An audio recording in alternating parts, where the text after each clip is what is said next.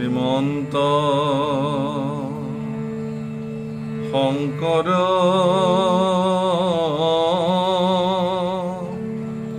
হৰি ভকতৰ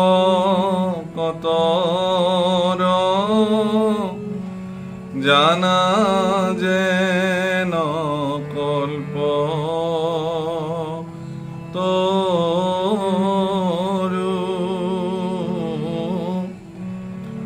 তাহান্ত বিনাই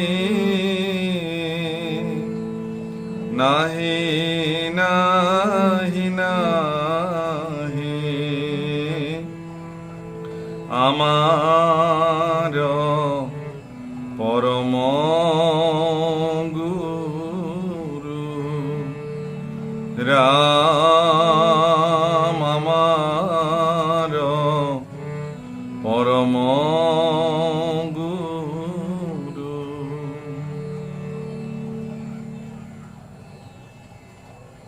হে ৰাম অনেক সহস্ৰ যুগ এহি মতে গৈল দুনাই ঈশ্বৰৰ সৃষ্টি কৈছা ভুল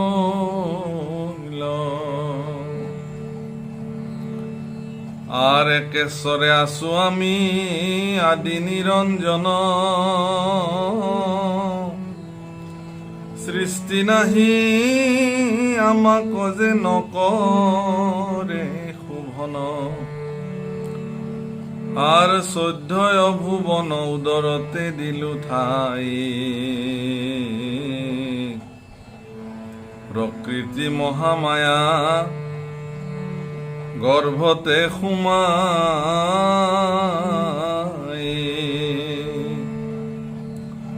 জড় হুয়া সাতান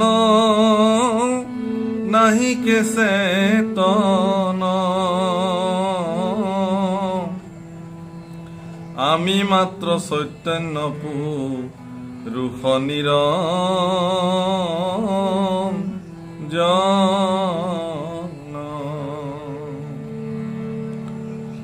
আৰ একেশ্বৰে থাকি আমি কৰো কোন কাজ শৰীৰৰ পৰা সবে জীৱ কবাজ আৰ মায়াৰ হাতত কৰা জগত প্ৰকাশ কৰু সৃষ্টি লীলাৱে বিনোদ বিলাস।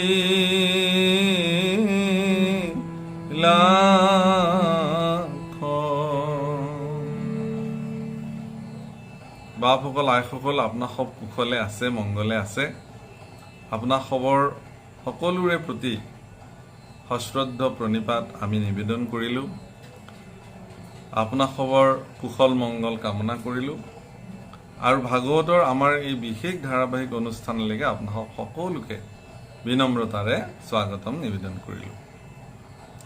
প্ৰভুসকল, শ্ৰীমদ ভাগৱত শাস্ত্ৰৰ এয়া ৩য় স্কন্ধ আৰু এই ৩য় স্কন্ধৰ প্ৰাৰম্ভণিতে অনাদি পাতনৰ ভগৱন্তে জড় প্ৰকৃতিত জীৱদান কৰাত মহামায়াৰ জন্ম এই সম্পৰ্কে আজি আমি আলোচনা কৰিম।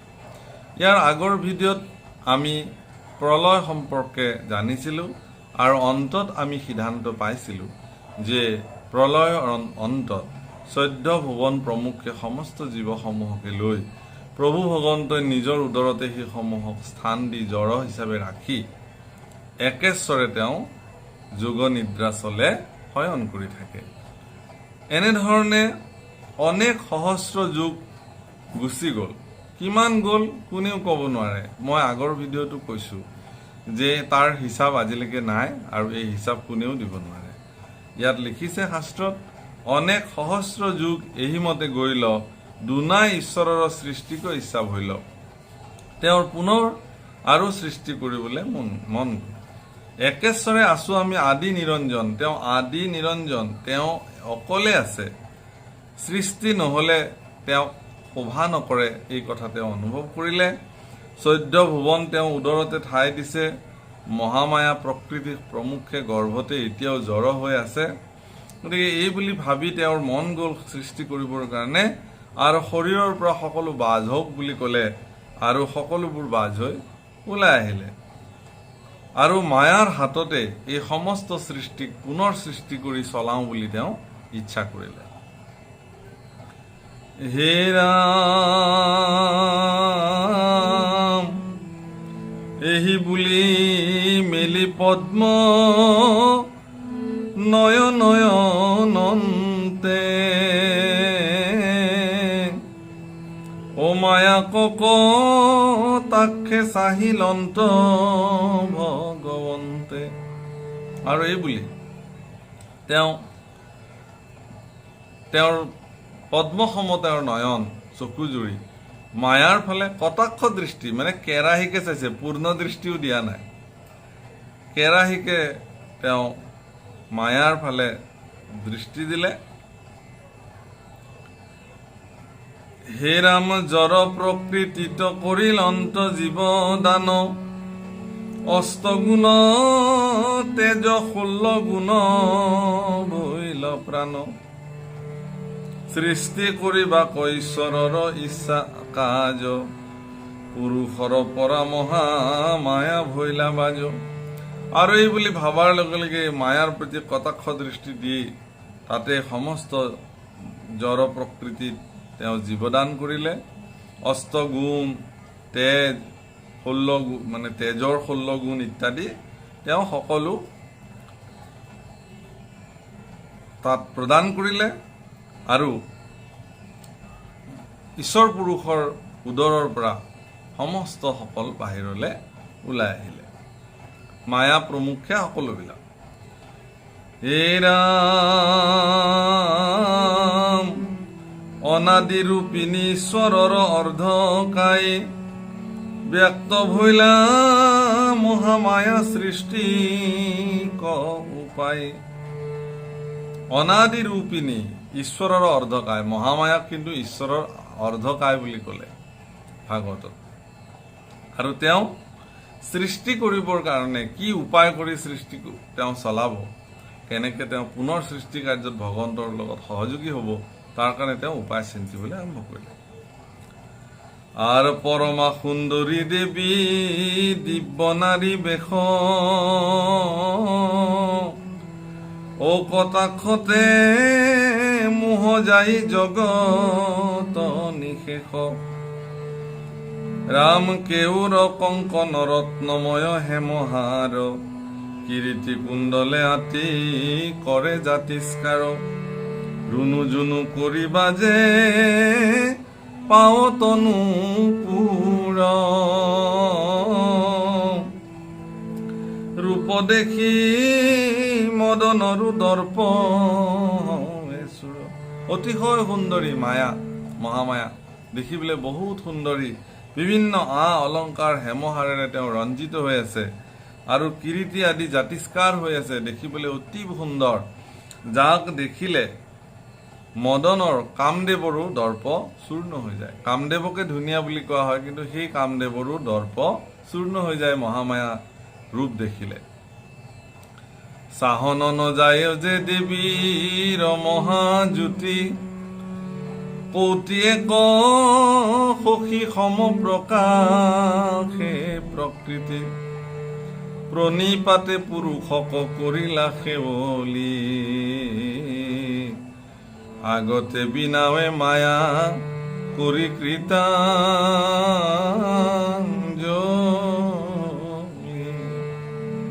কোটি কোটি চন্দ্ৰৰ সমান পোহৰ শৰীৰৰ পৰা তেওঁৰ প্ৰকাশিত হৈছে মায়াৰ, আৰু এটা জাজ্জল্যমান এগৰাকী পৰমা সুন্দৰী দেৱী, তেওঁ অত্যন্ত বিনম্ৰভাৱে ভগৱানৰ ওচৰত কৃতাঞ্জলিভাৱে সেৱা কৰিবলৈ আৰম্ভ কৰিলে। কোন কৰ্ম কৰো মোক কৰিওৱা দেখ,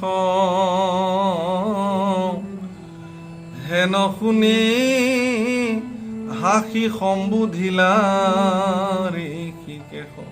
হে ঋষিকেশ, হে প্ৰভু, মই কি কাম কৰিব পাৰোঁ, মোৰ প্ৰতি তোমাৰ আজ্ঞা কি, এই বুলি ভগৱানৰ ওচৰত বিনম্ৰভাৱে মহামায়াই প্ৰণিপাত নিবেদন কৰিলে আৰু তেওঁৰ সেৱাৰ প্ৰতি তেওঁৰ সেৱা বা তেওঁৰ কৃতাঞ্জলি দেখি প্ৰভু ভগৱন্তই তেওঁক সম্বোধন কৰিলে। হে ৰাম শুনিও প্ৰকৃতি একো গুণে নোহাহীন, তোমাৰে আমাৰে কিঞ্চিত একো নাহি ভিন্ন। আৰ মোৰ নিজ শকতি সম্যকে দেখো প্ৰাণ, সত্তৰে কৰিও মায়া জগত নিৰ্মাণ। হে প্ৰকৃতি শুনা, কোনো গুণেৰে তুমি কম নহয় আৰু তোমাৰ আৰু মোৰ কিঞ্চিতো ভিন্নতা নাই, তুমি মই একেই। অৰ্থাৎ আজি ভাগৱত শাস্ত্ৰত এই কথা প্ৰমাণিত হৈছে, মহাপুৰুষ গুৰুজনাই লিখিছে যে যি প্ৰকৃতি আমাৰ দৃষ্টিত, যি আমি প্ৰকৃতি গছ গছনি পৃথিৱী ভূমি বায়ু আকাশ নদী সকলো দেখিছোঁ, এই প্ৰকৃতি মহামায়া। অৰ্থাৎ প্ৰকৃতিৰ ৰূপ মহামায়াৰ ৰূপে প্ৰকৃতিৰ ৰূপ। আৰু ভগৱন্ত পুৰুষে কৈছে যে হে প্ৰকৃতি, হে বিনন্দীয়া প্ৰকৃতি, হে মায়া, কোনো গুণেৰে তুমি কম নহয়। আৰু এই বুলিও ক'লে যে তোমাৰ আৰু মোৰ মাজত কোনো ভিন্নতা নাই।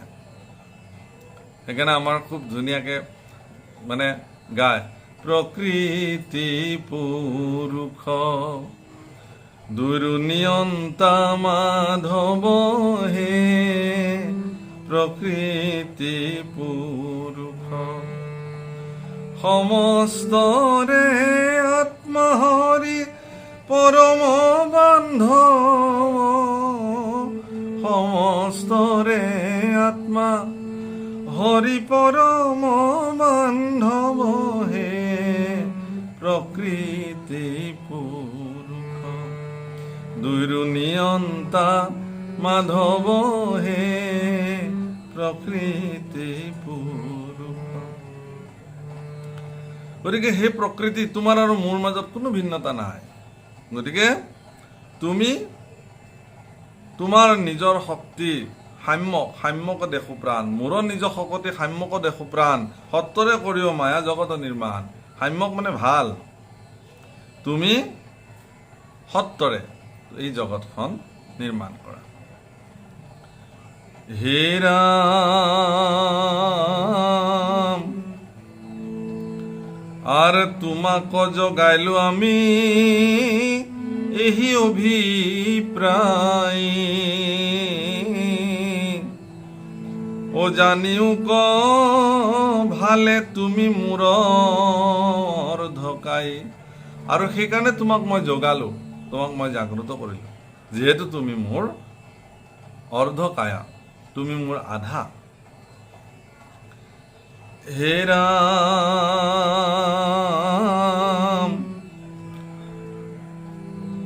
আৰ হেন শুনি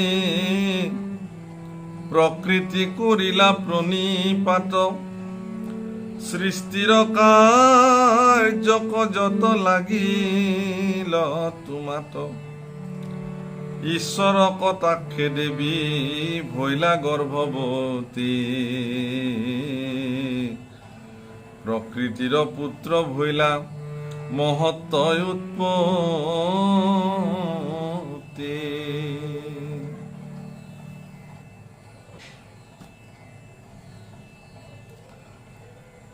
গতিকে এই কথা শুনি প্ৰকৃতিয়ে ঈশ্বৰক প্ৰণিপাত নিবেদন কৰিলে আৰু জগত সৃষ্টি কৰিবৰ কাৰণে তেওঁ কামত লাগিল। ইতিমধ্যে ঈশ্বৰৰ কটাক্ষ দৃষ্টিত মায়া গৰ্ভৱতী হ'ল আৰু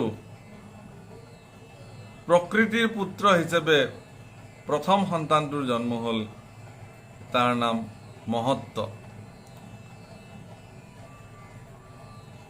ইয়াৰ আগত আমি এই সম্পৰ্কে বহুত আলোচনা কৰিছোঁ। মহত্বই হ'ল প্ৰথমটো তত্ত্ব ক'বলৈ গ'লে। প্ৰকৃতিয়ে যাক জন্ম দিছিল, মায়াই যাক জন্ম দিছিল, অৰ্থাৎ প্ৰথমটো তত্ত্বৰ উৎপত্তি হ'ল। যিসমূহ তত্ত্বৰ দ্বাৰা গোটেই সৃষ্টি ৰচনা হয়, তাৰ প্ৰথমটো তত্ত্ব, আপোনালোকে ইয়াৰ আগত প্ৰলয়ত দেখিছিলে যে প্ৰথম পৃথিৱী তত্ত্ব অগ্নিত প্ৰৱেশ কৰিলে, আকৌ জল তত্ত্ব আহি অগ্নি গৈ জল তত্ত্বত প্ৰৱেশ কৰিলে, জল তত্ত্ব অগ্নি সমন্বিতে বায়ুত প্ৰৱেশ কৰিলে, বায়ুৱে আকৌ গৈ আকাশত সোমালে, আকাশে গৈ পেলাই আকৌ মানে মহত্তত্বত প্ৰৱেশ কৰিছে। এই ধৰণে যে সোমাইছে, এই তত্ত্বসমূহৰ ভিতৰত প্ৰথমটো তত্ত্বই হ'ল মহত্তত্ব বা মহত্ব। হে ৰাম মহত্বৰো তিনি পুত্ৰ ভৈলা অনুপাম, শুনি অতি নিৰ কহু যাৰ জীবা নাম। আৰ তিনি গুণে তিনি তত্ত্ব ভৈলা অবতাৰ, তামসিক ৰাজসিক সাত্বিক অহংকাৰ। মহত্তত্বৰ তিনি পুত্ৰ হ'ল। সেই তিনি পুত্ৰ তামসিক, ৰাজসিক আৰু সাত্বিক। হে ৰাম এই তিনি পুত্ৰ তান জগত প্ৰখ্যাত,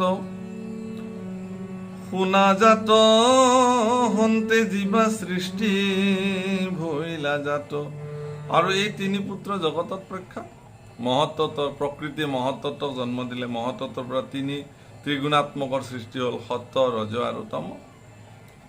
এতিয়া এইসমূহৰ পৰা কি কি সৃষ্টি হ'ল তাৰে বৰ্ণনা কৰিছে। এয়া সৃষ্টি তত্ত্ব। হে ৰাম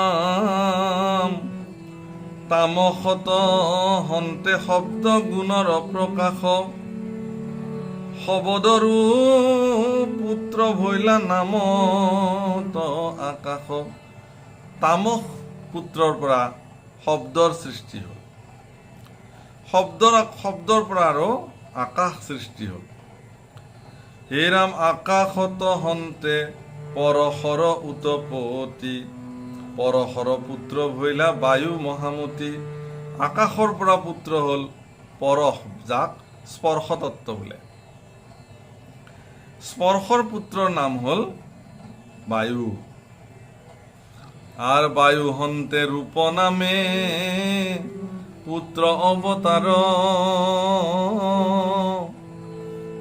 ৰূপৰো ভৈলন্ত পুত্ৰ অগ্নি চমৎকাৰ। বায়ুৰ পৰা ৰূপ, বায়ুৰ পৰা তেওঁৰ ৰূপ পুত্ৰ জন্ম হ'ল। ৰূপ পুত্ৰৰ পৰা আকৌ অগ্নি চমৎকাৰ, অগ্নিপুত্ৰ জন্ম হ'ল। আৰ অগণিৰ পুত্ৰ ভৈলা ৰস মহামতী। আৰু সেই অগণিৰ পৰা ৰসৰ সৃষ্টি হ'ল, ৰস পুত্ৰ। ৰস গুণ হন্তে পাছ জল উৎপত্তি। আৰু সেই ৰসৰ পৰা জলৰ উৎপত্তি হ'ল। আর জলত উৎপত্তি ভৈলা গন্ধ গুণ নাম, গন্ধ গুণ হন্তে ভৈলা পৃথ্বী অনুপাম। আৰু সেই ৰসৰ পৰা জলৰ উৎপত্তি হ'ল, জলৰ পৰা আকৌ গন্ধৰ উৎপত্তি হ'ল, গন্ধৰ পৰা পৃথিৱীৰ উৎপত্তি হ'ল। এয়া হ'ল সৃষ্টিতত্ত্ব। আপোনালোকে চাব, ইয়াত আমি এতিয়ালৈকে পঞ্চভূত আৰু পঞ্চ তন্মাত্ৰা, আপোনালোকে এই শব্দকেইটা ইয়াত পাব, পিছত মই আগতীয়াকৈ আপোনালোকক জনালোঁ। অৰ্থাৎ প্ৰকৃতি, ঈশ্বৰৰ কটাক্ষ দৃষ্টিত মায়া গৰ্ভৱতী হ'ল, মায়াৰ পৰা জন্ম হ'ল মহত্তত্ব, মহত্তত্বৰ পৰা তিনিটা ত্ৰিগুণাত্মক সত্য, ৰজ আৰু তম।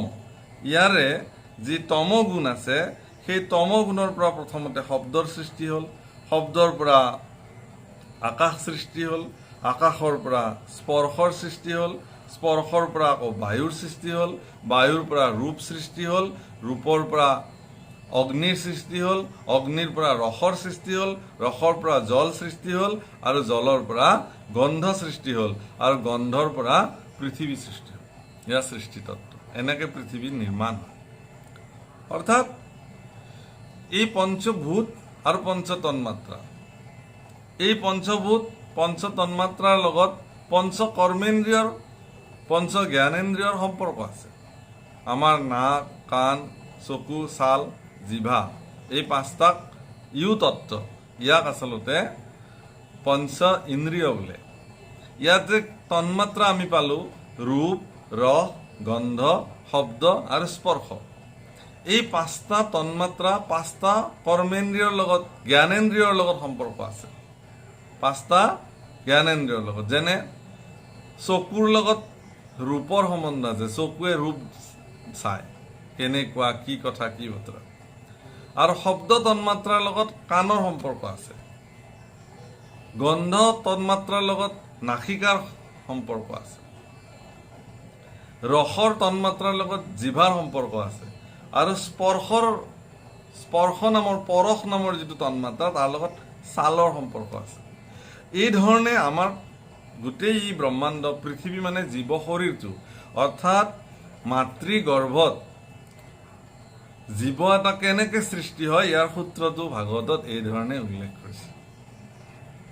প্ৰকৃতি অৰ্থাৎ মাতৃ এগৰাকী গৰ্ভৱতী হোৱাৰ লগে লগে প্ৰথমতে কি কি সৃষ্টি হ'ব, কিহৰ পৰা কি সৃষ্টি হ'ব, হৈ সম্পূৰ্ণ জীৱটো পৃথিৱীখন বা এই ক্ষুদ্ৰ ব্ৰহ্মাণ্ডখন সৃষ্টি হয়। ইয়াত ক'ব এতিয়া এই কথাবিলাক। হে ৰাম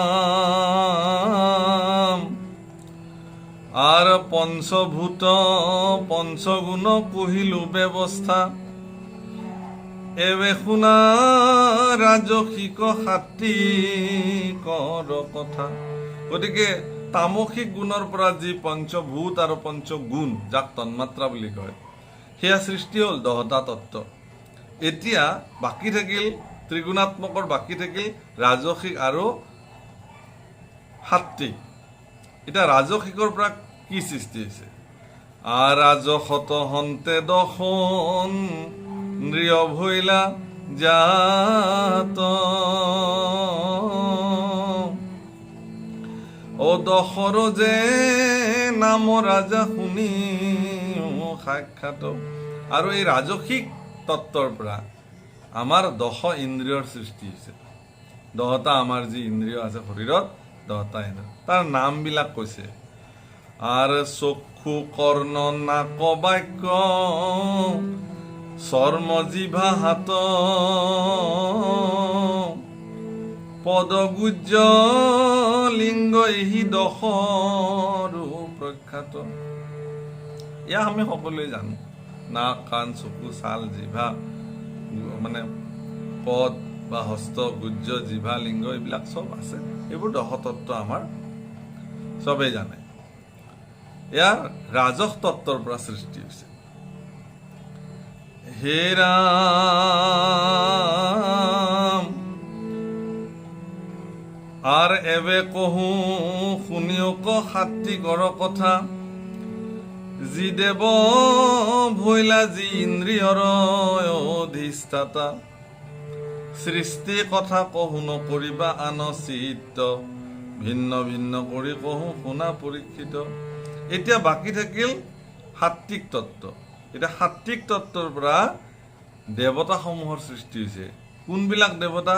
যিবিলাক দেৱতাই এতিয়া আমাৰ ইন্দ্ৰিয় স্থানবিলাকত অধিষ্ঠিত হৈ থাকিব। চকুত কোন দেৱতা থাকিব, নাসিকাত কোন দেৱতা থাকিব, জিভাত কোন দেৱতা থাকিব, হস্তত কোন দেৱতা থাকিব, পাদত কোন দেৱতা থাকিব, গুজ্জত কোন থাকিব, লিংগত কোন থাকিব, কৰ্ণত কোন থাকিব, এনেকে প্ৰত্যেকটা স্থানত একোজন দেৱতা। সেই দেৱতাবিলাকৰ এতিয়া নিৰ্মাণ হ'ব। অৱশ্যে দেৱতাবিলাকৰ সৃষ্টি হৈছে মানে সাত্বিক তত্ত্বৰ পৰা। মনত থাকিলে তামসিক তত্ত্বৰ পৰা আমাৰ যি মানে পঞ্চভূত আৰু পঞ্চ তন্মাত্ৰাৰ সৃষ্টি হ'ল, এইবিলাক সৃষ্টি তত্ত্ব। আৰু এটা বাক্য কৈছে যে হে ৰাজন, এয়া সৃষ্টি তত্ত্ব কৈ আছো, চিত্ত বেলেগ ফালে লৈ নাযাবা, নহ'লে গণ্ডগোল হৈ যাব। গতিকে এয়া আপোনালোককো সাৱধান কৰিছে, মোকো সাৱধান কৰিছে। চিত্ত অন্য ফালে যাব নালাগে সৃষ্টি তত্ত্বৰ সময়ত, কাৰণ ইয়াত বিসংগতি হ'লে চিন্তা বিসংগতি হৈ যাব। গতিকে সেই ইন্দ্ৰিয়বিলাকত থকা 10জন দেৱতা সাত্বিক তত্ত্বৰ পৰা সৃষ্টি হৈছে। দেৱতাসকলৰ নাম ইয়াতে কৈছে। হে ৰাম সাত্বিকত হন্তে 10 দেৱ উতপতি, বায়ু, বহ্নি, বিষ্ণু, ইন্দ্ৰ, দিশ,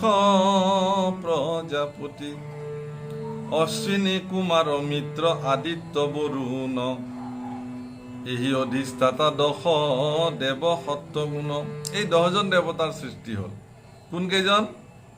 প্ৰথম কৈছে বায়ু, বহনী, বিষ্ণু, ইন্দ্ৰ, দিশ, প্ৰজাপতি, অশ্বিনী কুমাৰ দ্বয়, 2জন আছে, অশ্বিনী কুমাৰ 2জন, মিত্ৰ, আদিত্য, বৰুণ ইত্যাদি। তো গতিকে এই 10গৰাকী দেৱতাৰ জন্ম। অশ্বিনী কুমাৰ যদিও 2জন, ইয়াতে এটা তত্ত্বতে ধৰিছে, কাৰণ অশ্বিনী কুমাৰ নাসিকাৰ 2 ৰন্ধ্ৰত অশ্বিনী কুমাৰ থাকে। হে ৰাম চক্ষু অধিষ্ঠাতা আদিত্য জ্যোতিৰ্ময়, কৰ্ণ অধিষ্ঠাতা দিশ জানিবা নিশ্চয়। কোন দেৱতা ক'ত থাকে এতিয়া কৈছে। চকুত আদিত্য অৰ্থাৎ সূৰ্য দেৱতা চকুত বিৰাজমান। কৰ্ণত কোন থাকিব? দিশ, দিশ নামৰ দেৱতাগৰাকী কৰ্ণত অধিষ্ঠান কৰিছে। আৰু নাসিকাৰ অধিষ্ঠাতা অশ্বিনী কুমাৰ, বাক্য অধিষ্ঠাতা হুতাসন নাম যাৰ। নাসিকাৰ অধিষ্ঠাতা অশ্বিনী কুমাৰ, 2টা ৰন্ধ্ৰতে থাকিব 2জন, আৰু বাক্যৰ অধিষ্ঠাতা হ'ল অগ্নি। সেইকাৰণে বাক্যত অগ্নি থাকে মানুহৰ, খুব সাৱধান। হে ৰাম চৰ্ম অধিষ্ঠাতা বায়ু ভৈলা সত্ত্বগুণ, জিভা অধিষ্ঠাতা দেৱ ভৈলন্ত বৰুণ। আৰু চৰ্মত অধিষ্ঠাতা দেৱতাগৰাকী হ'ল বায়ু, আৰু জিভাত অধিষ্ঠান কৰি থকা দেৱতাগৰাকীৰ নাম হ'ল বৰুণ। হে ৰাম হস্ত অধিষ্ঠাতা ভৈলা ইন্দ্ৰ সুৰপতি, পদে বিষ্ণু গুজ্জে মিত্ৰ লিংগে প্ৰজাপতি। হাতত থাকে ইন্দ্ৰ, আৰু পদত বিষ্ণু, গুজ্জত মিত্ৰ দেৱতা, লিংগত প্ৰজাপতি। আৰ হৃদয়ত থাকি কৰে ভালো মন্দ কাম, একে মনসাৰী ৰূপ শুনা তাৰ নাম। আৰু হৃদয়ত এটা বস্তু থাকে, তেওঁৰ এটাই ৰূপ, কিন্তু নাম 4টা। হে ৰাম মন বুদ্ধি অহংকাৰ আৰু নাম চিত্ত, এই 4জনা জানা জগত বিদিত। আৰু এই 4জনৰ নাম 4টা স্থানত, কিন্তু এটাই, মন বুলিও কয়, বুদ্ধি বুলিও কয়, চিত্ত বুলিও কয়, অহংকাৰ বুলিও কয়। গতিকে আমি পালোঁ যে এই স্থানসমূহত আমাৰ দেৱতাসকল বিৰাজমান হৈ থাকে, যিটো সত্য গুণৰ পৰা তেওঁলোকৰ সৃষ্টি হৈছে। মানে এইখিনিতে মোৰ এটি কাহিনীলৈ মনত পৰিছে। মানে এবাৰ এজন ঋষিয়ে এখন মানে আশ্ৰম বনালে। এই আশ্ৰমখনত বহুত ধুনীয়া ধুনীয়া বিভিন্ন স্থানৰ পৰা ফুল আনি, ফলৰ গছ আনি মানে তেওঁ তাত ৰোপণ কৰিলে। আৰু সেই ৰোপণ কৰোঁতে এদিন এটা গৰুৱে আহি সেই মানে ফুলবিলাক খাই থাকোঁতে এই ঋষিগৰাকীয়ে কিবা এটা মানে খেদিবৰ কাৰণে কিবা এটা দলি মাৰি দিওঁতে সেইটো মূৰতে লাগিল, আৰু মূৰত লাগোঁতে সেইটো কি কৰিলে, গৰুটো মৰি থাকিলে। এতিয়া মৰি থাকোঁতে তেওঁতো এতিয়া হেৰি হ'ব লাগে, প্ৰাচিত্য হ'ব লাগে। তেতিয়া তেওঁ ক'লে কি, এই শ্লোকটো মাতিছিলে যে যিহেতু হাত দুখনত ইন্দ্ৰ দেৱতা অধিষ্ঠিত হৈ আছে, গতিকে মোৰ এই হাত দুখনেৰেহে মানে মই মাৰিলোঁ, গতিকে ইয়াৰ মই দোষী নহয়, এইটো ইন্দ্ৰ দেৱতা দোষী, গতিকে প্ৰায়চিত্ত তেওঁ হ'ব লাগিব। তো এনেকৈ এই কথাটো বহুলভাৱে বিস্তাৰিত হ'ল, আৰু খবৰটো গৈ দেৱৰ্ষি নাৰদে ইন্দ্ৰক দিলে যে তুমি কিন্তু গোবধীয়া হৈ থাকিলা। বোলে কিয়? যে পৃথিৱীত এনেকুৱা ঘটনা এটা ঘটিছে। তেতিয়া ইন্দ্ৰ দেৱতা আহি সেই ঋষিৰ ওচৰলৈকে আহিলে। আহি তেওঁ সুধিলে যে এইবিলাক ক'ৰ পৰা আনিছা এই ফুল গছবিলাক? বোলে এইটো অমুকৰ পৰা আনিছোঁ, এইডাল ফুল অমুকৰ পৰা আনিছোঁ, এইটো অমুক জাত তমুক জাত তমুক জাত। কৈছে যে এইবিলাক কেনেকৈ ৰুইছা? বোলে কোনে ৰুইছে এইবিলাক? বোলে মই নিজে ৰুইছোঁ। কিহেৰে? বোলে এই হাত দুখনেৰে। তেতিয়াহ'লে তুমি এতিয়া ইয়াৰ পৰা যোৱা। বোলে কিয়? বোলে এইবিলাক চব মোৰ এতিয়া, এইবিলাক তুমি কোন? বোলে মোৰ নাম ইন্দ্ৰ। বোলে কিয়? বোলে তোমাৰ হাত দুখনত মইহে অধিষ্ঠিত হৈ আছোঁ, গতিকে এই হাত দুখনেৰে যিহেতু তুমি এইবিলাক কৰিছা, গতিকে এইবিলাকৰ গৰাকী আজিৰ পৰা মই। তুমি কেনেকৈ হ'বা? মই ইমান কষ্ট কৰি কৰিছোঁ না। তুমি কৈছা নহয় যে এই হাত দুখনেৰে তুমি গৌবধ কৰিলা, গতিকে তাৰ কাৰণে দায়ী মই, কাৰণ তোমাৰ হাতত মই বহি আছোঁ। গতিকে মই এইকাৰণে এই কাহিনীটো ক'লোঁ যে যদিও আমাৰ ইন্দ্ৰিয়সমূহত দেৱতাসমূহ বহি আছে, কালি মই এটা কথা কৈছিলোঁ, এওঁলোক কিভাৱে বহি আছে জানে? এখেতলোক সাক্ষী হিচাপে বহি আছে। তুমি মোক ভান দিবা, মই তোমাকো ভান দিম, 14 সাক্ষীকো ভান দিব কেনেকুৱা। কালি মই এটা উদাহৰণ দিছিলোঁ মোৰ আগৰ ভিডিঅ'ত, যে বন্তি গছি জ্বলাই পেলাই আমি কৰ্ম সাধন কৰোঁ, বন্তি গছি বাধা নিদিয়ে, তেওঁ সাক্ষী। গতিকে আমাৰ হাত দুখনেৰে কি কৰিছোঁ সেয়া ইন্দ্ৰ দোষী নহয়, ইন্দ্ৰ সাক্ষী। আপুনি এই হাত দুখনেৰে কিমান জীৱনত ভাল কাম কৰিছে, এই চকুকেইটাৰে আপুনি কিমান বেয়া দৃশ্য চাইছে আৰু কিমান ভাল দৃশ্য চাইছে, তাৰ কাৰণে আদিত্য সাক্ষী। এই জিভাখনেৰে আপুনি কি কি বস্তু স্বাদ লৈছে, আপুনি বেলেগক কওক বা নকওক, কিন্তু তাৰ এক সাক্ষী জিভাত বহি থকা বৰুণে সৰ্বদা লৈ আছে, হিচাপ কৰি আছে। নাসিকাৰে আপুনি হৰিপদ তুলসীৰ নলৈলেও ঘ্ৰাণ, এই নাক দুটাৰে সদায় ঈশ্বৰৰ চৰণৰ ঘ্ৰাণ ল'বৰ কাৰণে যত্ন হৈ থাকিব লাগে। মই যদি বেলেগ বেলেগ বস্তুৰ কাৰণে মোৰ নাক সদায় উত্ৰাবলৈ থাকে, এই কাণ দুখনেৰে সৰ্বদা কৃষ্ণ কথা শুনিবৰ কাৰণে উত্ৰাবলৈ থাকিব লাগে। মোৰ কাণ দুখনে যদি কিছুমান বেলেগ বেলেগ ধৰণৰ কথা মানে শুনিবৰ কাৰণে মোৰ উত্ৰাবলৈ থাকোঁ, তেতিয়াহ'লে মানে কেনেকুৱা কথা হ'ব? সেইকাৰণে এই স্থানত বহি থকা দেৱতাসমূহ আমাৰ শৰীৰত থকা ইন্দ্ৰিয়সমূহৰ একোজন অধিষ্ঠাতা আৰু ৰাজসাক্ষী।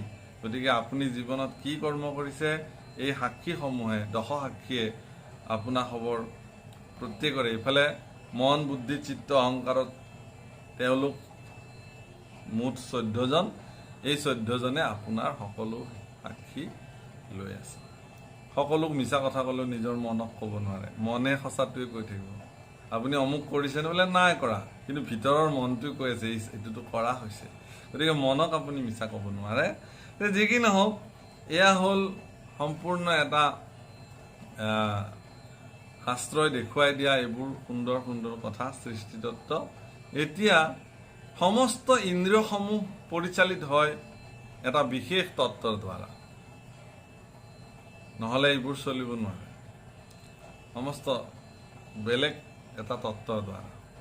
সেই তত্ত্ব সম্পৰ্কে আমি পৰৱৰ্তী ভিডিঅ'ত আলোচনা কৰিম। কেনেকৈ এটা শৰীৰ, এই সৃষ্টি হ'ল শৰীৰ এটা, পৃথিৱীখন সৃষ্টি হ'ল, এতিয়া কোনে পৰিচালনা কৰিব, কেনেকৈ চলিব, এই সম্পৰ্কে আমি পৰৱৰ্তী ভিডিঅ'ত আলোচনা কৰিম। আপোনাক সকলোৰে প্ৰতি শুভকামনা জ্ঞাপন কৰিলোঁ। আপোনালোক কুশলে থাকক, মংগলে থাকক। আপোনাসৱৰ সতি সন্ততিৰ যিসকলৰ জন্মদিন শুভ কৰ্মৰ কাৰণে আমাক জনাইছিলে, তাৰা সমস্তক আমাৰ হৃদয়ৰ পৰা শুভকামনা দিয়া হৈছে, ভগৱন্তৰ ওচৰত প্ৰকাশ কৰা হৈছে। তেওঁলোক কুশলে থাকক, মংগলে থাকক, সৎ মানুহ হিচাপে পৃথিৱীত প্ৰতিষ্ঠা লাভ কৰক, এই প্ৰাৰ্থনাৰে আজিলৈ বাণীক ইমানতে বিৰাম দিয়া হ'ল। পুনৰ লগ পোৱাৰ প্ৰতিশ্ৰুতিৰে। কৃষ্ণ।